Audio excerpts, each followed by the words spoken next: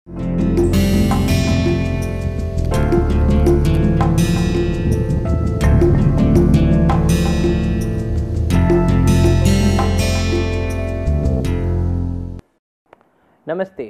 Today we begin a new module, Management of Wildlife Diseases.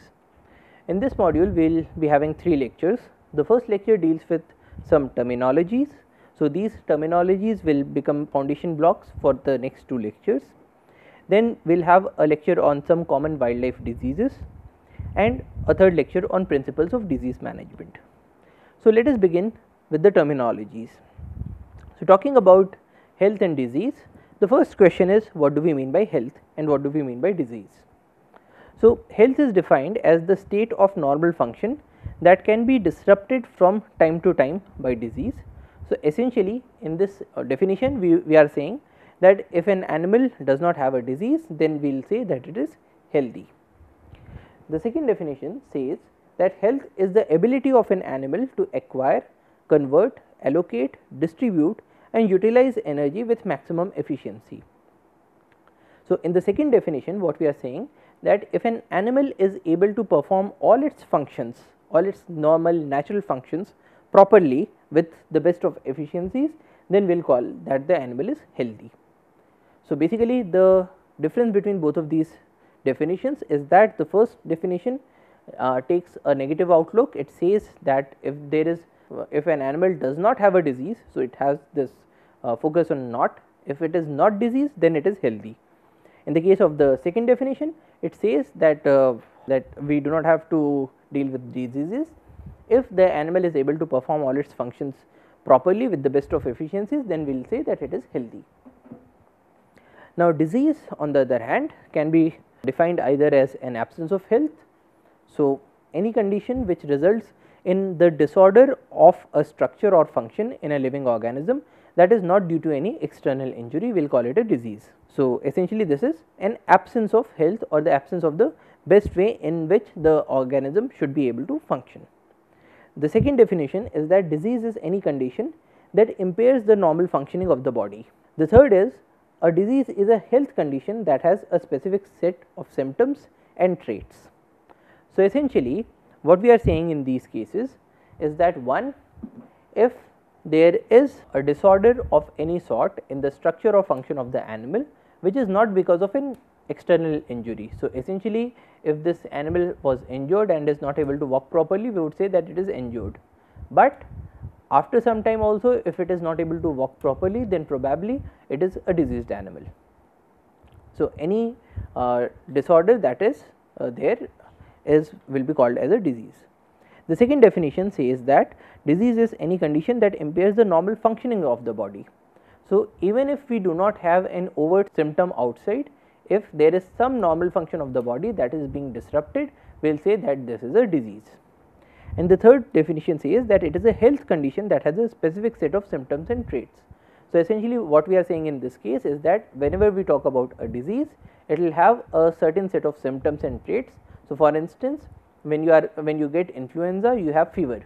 So, if you have fever and if you have other traits of influenza like running nose, cough, headache and so on, then we would say that you have this disease called influenza. Incidentally, disease comes from two terms, dis plus ease. So, ease means comfort, dis means absence of. So, it is the absence of a comfortable level that the animal is facing. So, in which case we call it a disease. Now, diseases are classified into acute diseases and chronic diseases. Now, a disease of short duration or of recent onset is called an acute disease. So, for instance, influenza or myocardial infarction. Myocardial infarction is the scientific term used for a heart attack. So, in the case of a heart attack, you would have observed in a number of movies as well. So, if you have a heart attack, within a few minutes or a few hours you are dead. So, it is a disease of a very short duration. It does not take a very long time to propagate itself and is often of a recent onset. So, you in most cases you would say that a person who got a heart attack say a few minutes back or a few hours back, but you would not say that this person got a heart attack say 10 years back and he died now. So, there could be a different heart attack, but it is an acute disease because it is of a short duration, a few minutes or a few hours, and of a recent onset. Chronic disease, on the other hand, is a disease that is persistent or otherwise long lasting in its effects, or a disease that comes with time. So, acute is short duration, chronic is long duration. Acute is recent, chronic is of a very long time back. So, for instance, things like cancer or deficiency diseases. Now, in the case of cancer, a person might have a cancer, it would grow for say months together or years together even without being detected, and then later on it would manifest its symptoms. So, it is a chronic disease because it takes a very long time to propagate. So, when we say acute, it is short, recent origin, it is very sharply seen in the organism. So, it gets this disease and it shows the symptoms, and maybe in a short while it is dead. In the case of a chronic disease, it will have this disease for a very long time, and then it would start showing symptoms, and then maybe it would die. Other things are disease transmissibility. So, an infectious disease is a disease that is caused by disease causing agents or pathogens. So, infectious disease means bacterial diseases, viral diseases, fungal diseases, parasitic diseases. So, all these diseases can be spread from one animal to another animal. So, which is because which is why we call these as infectious diseases. They can infect another animal. Second is contagious diseases. So, contagious diseases are a subset of the infectious diseases that are easily transmitted by contact with the ill animal or their secretions. So, basically things like influenza and herpes. So, what we are saying here is, if a disease is an infectious disease, if it can spread from animal A to animal B, but if a disease that is an infectious disease can spread just by contact between two bodies or their secretions, then we would call it a contagious disease. So, contagious will spread with touch, infectious will spread by some other means. Next, we look at a disease's geographic extent. So, what is the size of the land that has these diseases? So, the first thing is enzootic.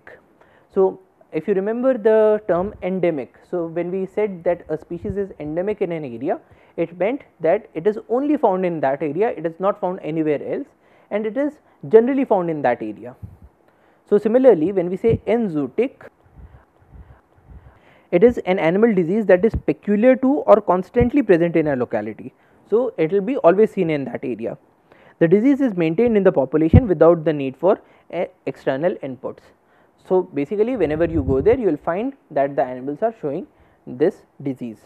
For example, enzootic abortion of eaves, it is a late abortion in eaves caused by Chlamydophila abortus, which is introduced to a flock by a carrier sheep. Another good example of an enzootic disease would be a deficiency disease that is seen in certain locations. So, for instance, in the case of human beings, in the case of hilly areas, because they have low concentrations of iodine, so we would have people that suffer from goiter. So, goiter is a disease because of iodine deficiency. So, this disease is generally found in those areas, and it is not found in most of the other areas because most of the other areas have sufficient concentrations of iodine. So, similarly, in the case of animals, if there is a deficiency disease that is prevalent in say one particular national park, we would call it an enzootic disease. Next is an epizootic. Now, epizootic can be compared with our human term of epidemic. So, a disease that suddenly and temporarily affects a large number of animals over a large area.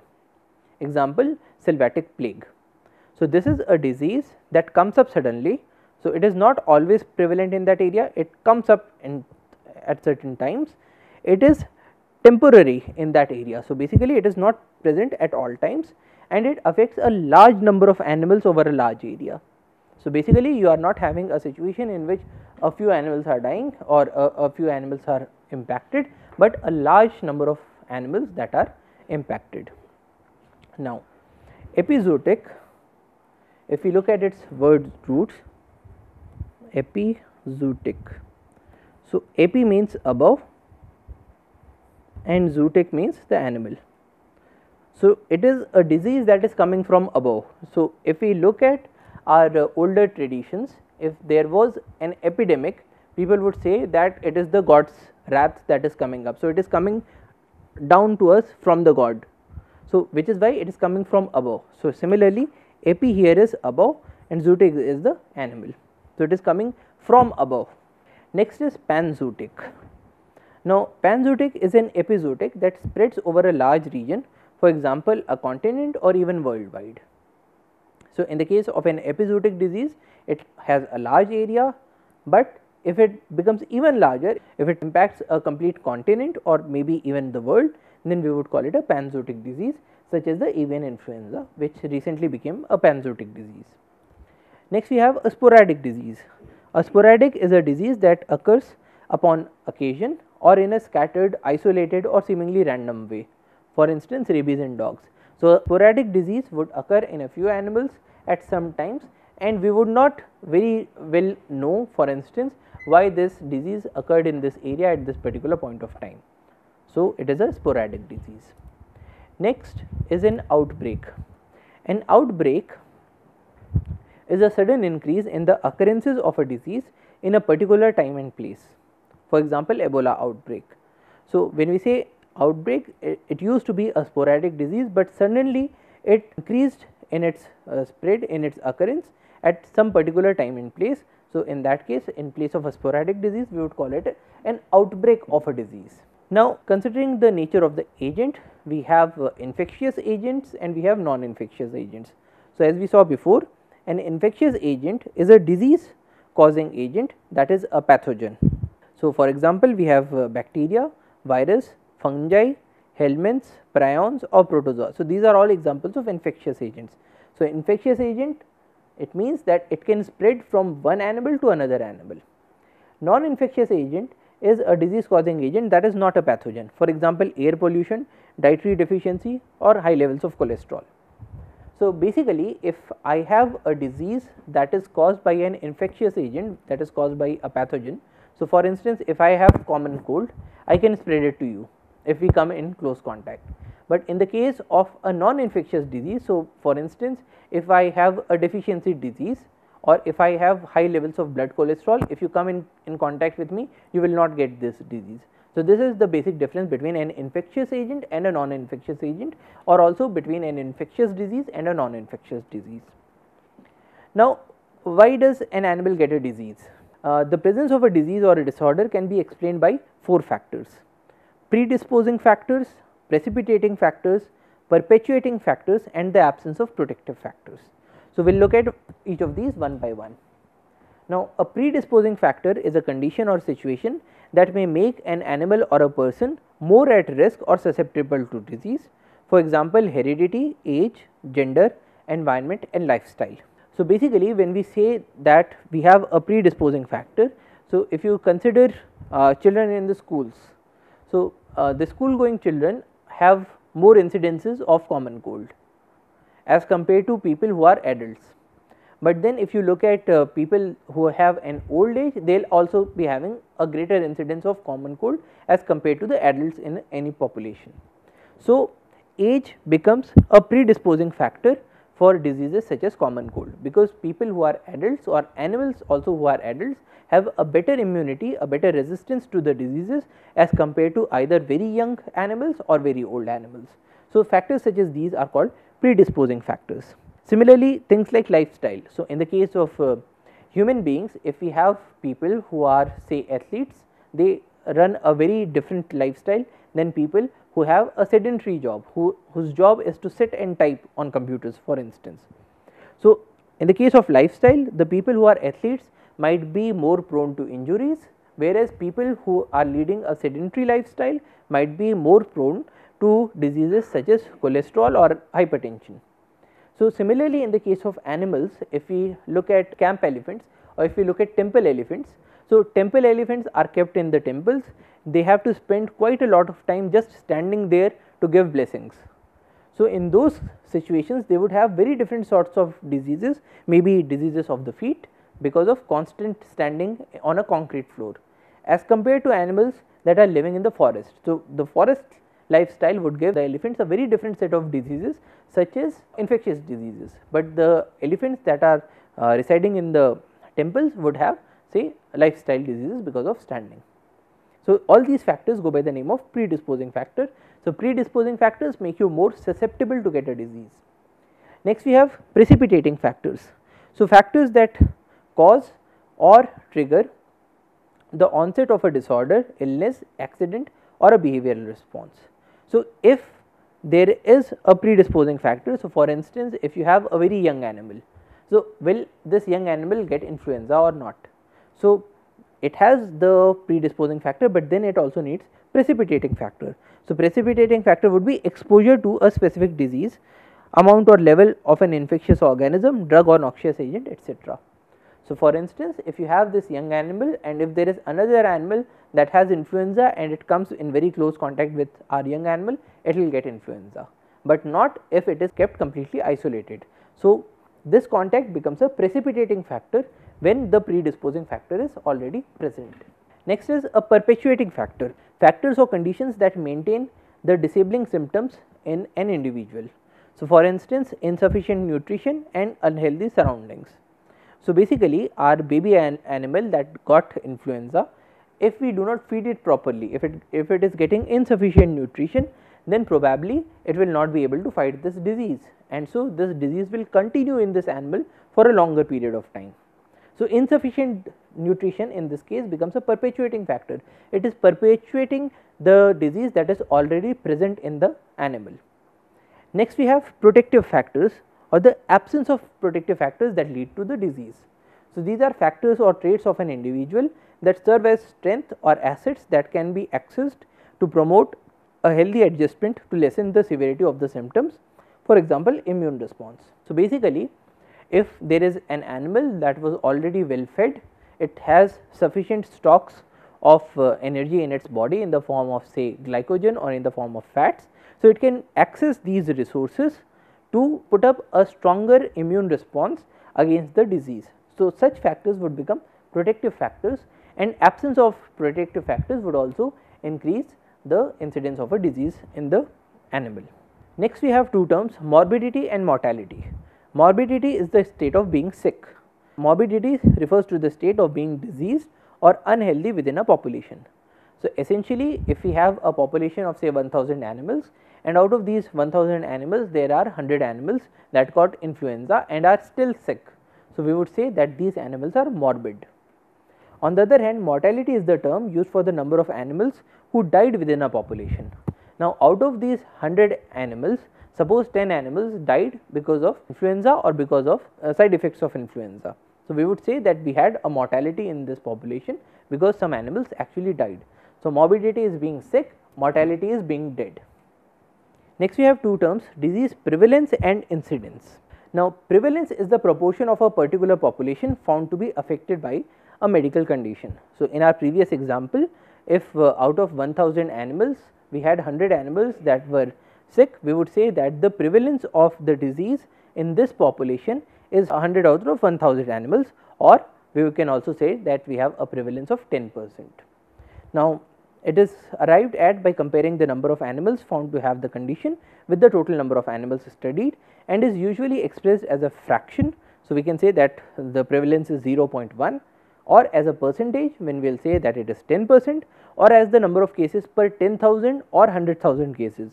So, it is 100 per 1000 animals, or 1000 per 10,000 animals, or 10,000 per 100,000 animals. So, basically we can express it in any of these fractions.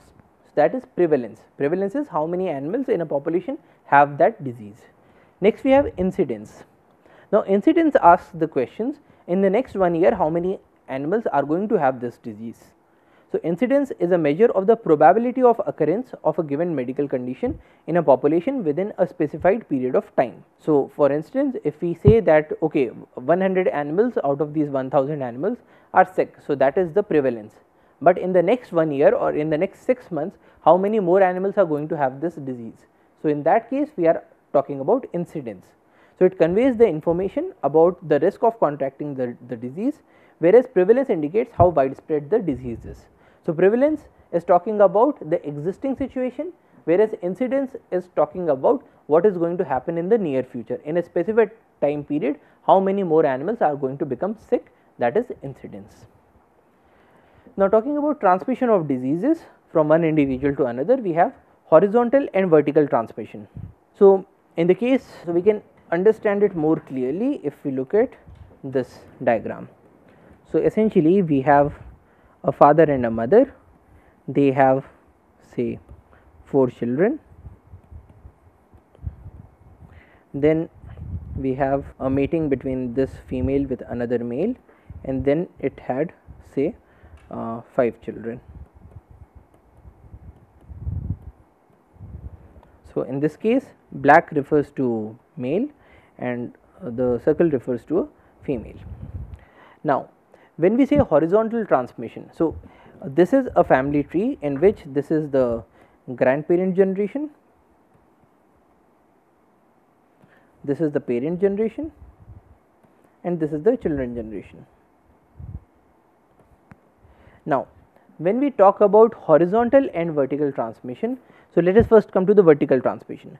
Transmission of an infection from the parental generation to their offspring. This can occur in utero, that is when the next generation is in the womb of the parent generation, or immediately after birth. For example, ingestion means eating or drinking of breast milk or direct contact during or after birth. Example is chlamydia. So, coming back to our drawing board, if there is a disease that came from the mother to the child, so in this case we say that it is a vertical transmission because it is going from one generation to another generation. So, this is a vertical transmission. However, in the same population we have some other individuals that were unrelated to this family. So, we have this family and then we have some unrelated individuals. Now, in this case, suppose this animal had a disease and it was able to pass it to this animal. So, in this case what is happening is a horizontal transmission.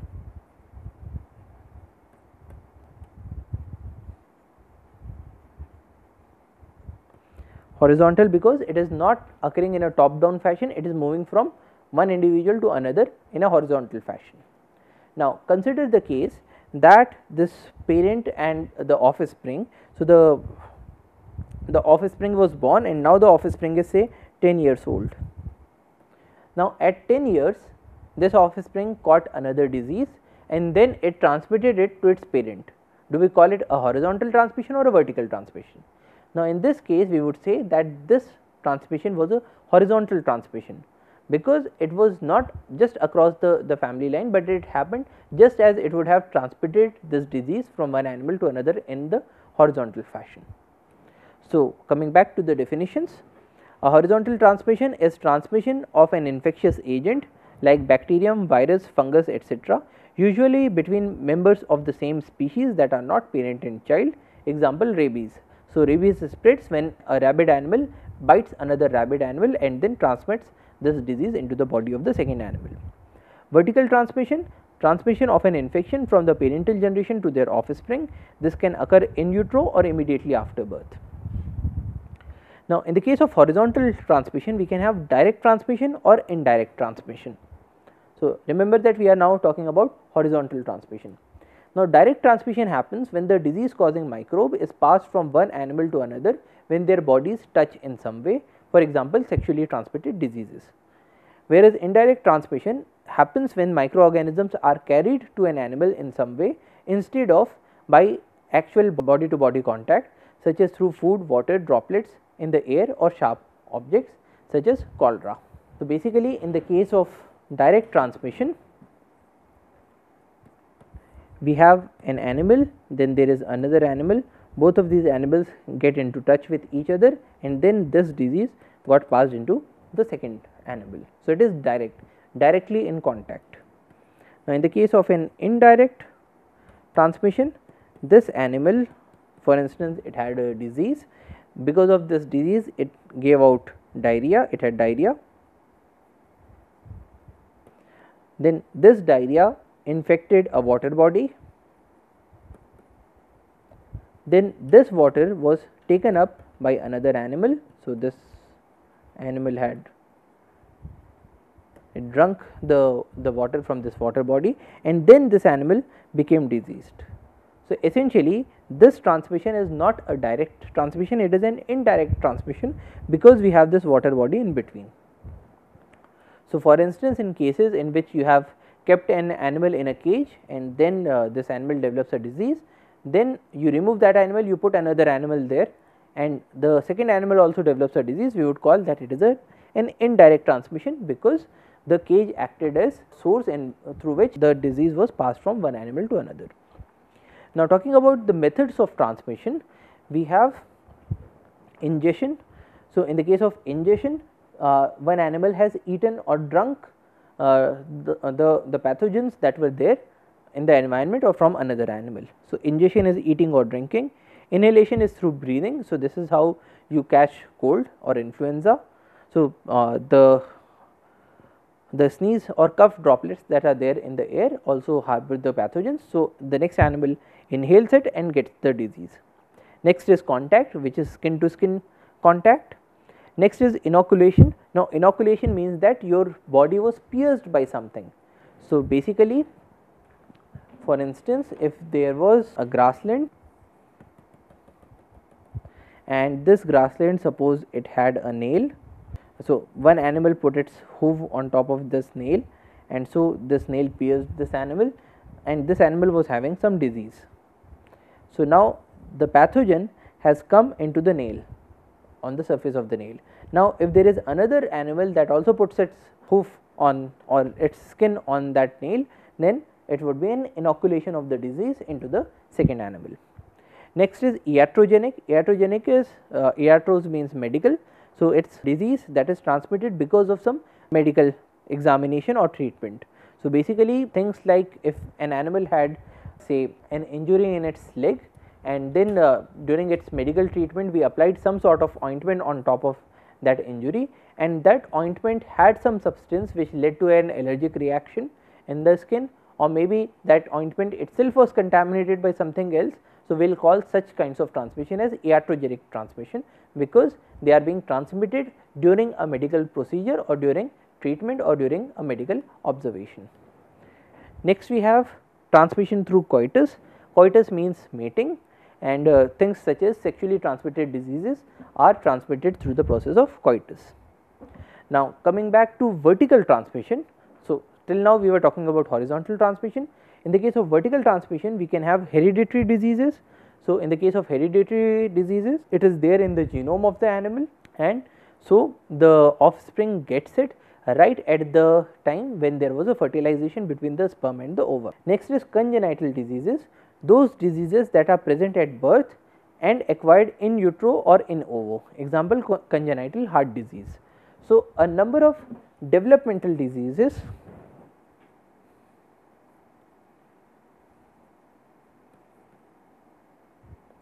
for example are congenital diseases. So, what do we mean by developmental diseases? So, we had an ovum and then it was fertilized by a sperm. So, we got a zygote. Now, this zygote then starts dividing, from one cell it becomes 2 cells, then it becomes 4 cells and so on. But then the next question is, how does this mass of cell know which way is up, which way is down, which way is right, which way is left? So, essentially when we talk about development, we have a right hand, we have a left hand. Why do we have our right hand here and not say on top of our head? So, conditions such as these are regulated by a set of factors that are known as developmental factors. Now, if something goes wrong during that in those signals, then we could have conditions in which some part of the body is not formed properly, or it is overgrowth, or in the case of heart we could have a congenital heart disease in which the septum does not completely fill up its hole and things like that. So, congenital diseases are those diseases that are present at birth and acquired in utero when the organism was in the womb or in ovo. Now, congenital diseases also include a number of infectious diseases. So, in which case we also call them transplacental diseases. So, these diseases can also be present at birth, but we call them transplacental because there was a transmission of pathogens from mother to the fetus through the placenta. So, essentially in this case the mother got an infection during the pregnancy, and that pathogen was able to move through the placenta from the mother into the fetus. So, it becomes a transplacental infection. So, a number of situations we may also confuse between congenital diseases and transplacental diseases, but an easy way to remember is that in the case of transplacental diseases, it is mostly because the mother got this disease and the pathogen was transmitted, whereas in most of the congenital diseases they are developmental disorders, though they could also be caused because of some pathogens. Now, ascending transmission is an infection that moves upwards from the urethra or vagina and often results in a preterm abortion. Now, an example here would be that you had a mother organism. So, you had a mother and in the womb a baby animal that was growing, and then this mother, suppose it got a urinary tract infection.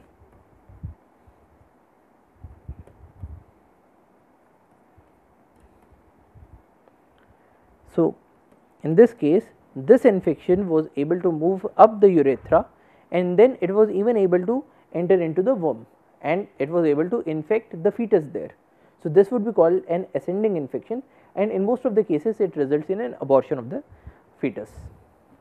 Now, after transmission, let us talk about hosts. Now, a host is an organism that harbors a parasitic, a mutualistic or a commensal guest or a symbiont, the guest typically being provided with nourishment and shelter. For example, rat is a host for bubonic plague since it harbors rat fleas that are vectors for the disease. So, basically if we have one animal, so we have an animal and then there is something else that is growing on this animal, on or inside. Now, these things could be mutual or mutualistic. So, mutualistic for instance would mean that I have or like all of us have bacteria in our intestines. Now, in the case of those bacteria, we are providing those bacteria with food and we are providing them with shelter in the form of our intestines. Now, those bacteria in turn provide us with a number of vitamin B compounds. So, this situation would be called a mutualistic situation in which we are helping the bacteria and the bacteria is helping us. In certain situations, it could be a parasitic. Now, a parasitic situation would mean that we are providing food and shelter to the animal or to the organism, but this organism is in turn harming us. So, most of the pathogens would come into this category, or things like tapeworms. So, if somebody has a tapeworm in its gut, so this tapeworm is not doing any benefit to the host, but this tapeworm is actually doing harm to the host. So, in those situations we would call it a parasitic organism. The third thing could be a commensal. Now, a commensal means that we have this organism that is living on or inside us, we are providing it with food and shelter, but this organism in turn does not do anything to us. So, it is neither benefiting us nor it is harming us. So, it is neither benefiting the host nor harming the host. So, in those cases we will call it a commensal. So, in the case of mutualism, it provides benefit to host. In the case of parasitism, it provides harm to host, and in the case of commensal, it provides, or let us say it has neither benefit nor harm. So, a host is that organism that is supporting any of these three categories of organisms: mutualistic organisms, parasitic organisms or commensals. Now, types of hosts. So, we differentiate between definitive or primary host and a secondary or an intermediate host. So, a definitive or a primary host in which the parasite reaches maturity and reproduces sexually. In the case of an intermediate host, in which parasite does not reach maturity or reproduce sexually. So, basically in the case of the primary host, it has the parasite has completed its life cycle, it has reached to maturity, it has produced eggs or maybe spores or cysts that are then passed on to infect some other organism. In the case of secondary host, it has not reached its maturity, it does not reach maturity in this host, but it has to go to some other host to complete its life cycle. Then we have incidental or dead end host. So, an incidental host is one, it is an intermediate host. So, intermediate host meaning that the parasite has not been able to reach sexual maturity and it has not been able to produce more eggs or cyst or whatever. So, it is an intermediate host that generally does not allow transmission to the definitive host. So, basically the parasite has to move from the intermediate host to the definitive host, but if this thing does not happen, if this transmission does not happen, then we will call it a dead end host. So, basically this parasite was able to enter into the intermediate host, it was not able to complete its life cycle and there it ended. So, basically in those situations we will call it a dead end host. So, for example, humans and horses are dead end host for West Nile virus. So, they can become infected, but the level of virus in their blood does not become high enough to pass on the infection to mosquitoes. Next we have reservoir host. So, a reservoir, just like the normal meaning of the term reservoir, it is a host that can harbor a pathogen indefinitely with no ill effects, with important implications for disease control. Because what is happening in this case is that we have an animal that is not showing us any of the symptoms of the disease, but it is harboring the pathogens in its body. So, it is just acting as a reservoir, it is just acting as a tank in which you have the pathogen, it is not showing any of the impacts, but as long as this reservoir is there, there would be other animals in the population or other animals in the community that will be falling ill. So, this is known as a reservoir host. Similarly, we have an amplifier host. An amplifier host or an amplifier is one in which the level of pathogen can become high enough that the vector such as a mosquito that feeds on it will probably become infectious. So, basically it permits the pathogen to breed, it permits the pathogen to increase its numbers to such an extent that it becomes possible for the pathogen to infect something else. So, it is just acting as a multiplication ground for the pathogen. So, it is called an amplifier host. Next we differentiate between vectors and carriers. Vector is an organism or a mechanical agent that is capable of transmitting disease from one infected individual to a new individual without having the disease. For example, mosquito is a vector for malaria. So, what we are saying here is that a vector is an organism such as the mosquito or flies, they are vectors. It is or it could even be an inanimate object. So, for instance, this pen could be a vector. If there was somebody who had a disease, he or she touched this pen and then left it here. Now, I came and picked up this pen. So, these pathogens could be transmitted from that person to me via this pen. So, in that case this pen would be called a vector. So, it is either an organism, especially mosquitoes and flies, or an inanimate object, a non-living object that is capable of transmitting diseases from one organism to another organism without having the disease. So, in this case mosquito does not have the disease, the fly does not have the disease, and this pen does not suffer from any diseases. So, which is why we call it a vector. Carrier on the other hand is an individual that has the disease, but not the symptoms, and it is capable of transmitting the disease to a new individual, for example, a carrier of tuberculosis. So, in the case of carrier, what we have is that there is an individual in the population. So, suppose in the case of deer, there is one deer that has tuberculosis, but in the case of this deer, the tuberculosis has not reached to such an extent that it would show the symptoms. So, it is a symptom free, it looks healthy, but it has tuberculosis within its body, and then it is able to transmit this tuberculosis from itself to something else. Now, why is it able to do it? Because remember that in the case of any disease, we have 4 factors that are there. So, probably this individual that has that is a carrier of tuberculosis, probably its immune system is strong. So, even though it has the bacterium inside, it is not able this bacterium is not able to show the symptoms, but at the same time it is able to transmit these bacteria from itself to some other organisms who probably because of their young age or because of their old age or because of a weakened immune system will catch this disease very fast and will show the symptoms. So, such organisms are called as carriers. Now, remember that vector does not show the disease, does not and is either say mosquitoes or flies or such animals which do not get this disease, or they are inanimate objects. But in the case of carriers, they are the same organisms that also get the disease. It is just a matter of time or just a matter of chance. Now, in the case of vectors, we differentiate between mechanical vectors and biological vectors. So, a mechanical vector carries an infective organism to its host through its legs and other body parts, example flies, whereas a biological vector develops an infective organism in its body and passes it along to its host, example mosquito. So, basically when we talk about flies, when flies sit on on any contaminated object, they would get the pathogens on their feet, and then when they go and sit somewhere else which has food, they would pass on this organism. So, this organism has not entered into the body of the flies. So, they are termed as mechanical vectors. In the case of mosquitoes, when they drink blood from an infected individual, then the parasites might develop inside the body of mosquito, and then later on when it bites some other organism, these pathogens would be transmitted to the second organism. So, such vectors in which the pathogen develops inside the body are called as biological vectors.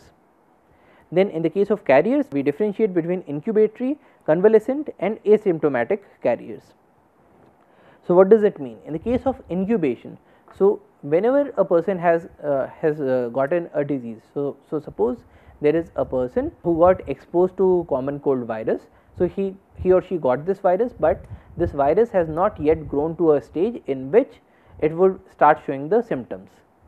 But at this stage as well, the person would be able to transmit the virus from person A to person B. So, such individuals in which they are in the process of getting this disease, they have not yet shown the symptoms of the disease, but are able to transmit the pathogens from person 1 to person 2 are known as incubatory carriers. Convalescent carrier is an individual who is fully cured of a particular disease, but is still capable of transmitting the disease to others.